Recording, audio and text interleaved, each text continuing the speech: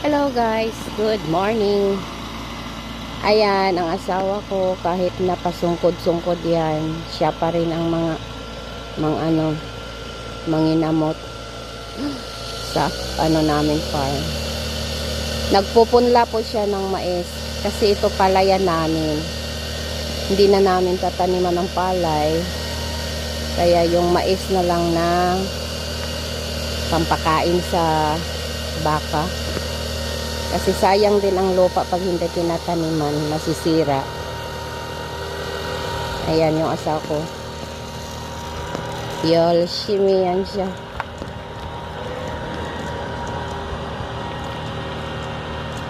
Andyan naman ang bayaw ko. Sabi ko, bayaw ko na lang magpunla.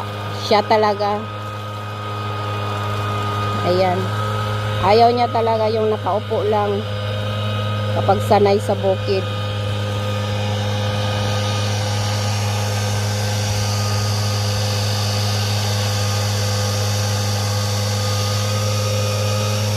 Yan, sinasabwak lang yan.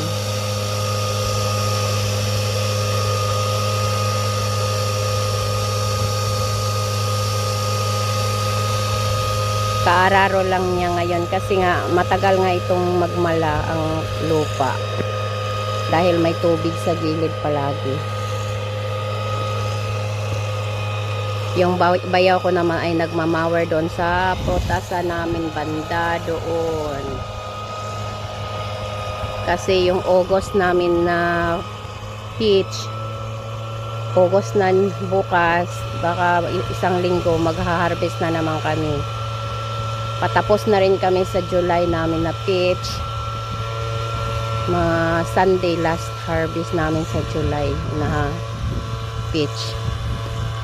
Yan. Thank you for watching guys. Nandito po ako. Ako ang taga-video. Ayan. Ayan, pagkatapos niyang magpunla, inaano din niya, inaararo ng hindi naman malalim para matabunan lang yung mais.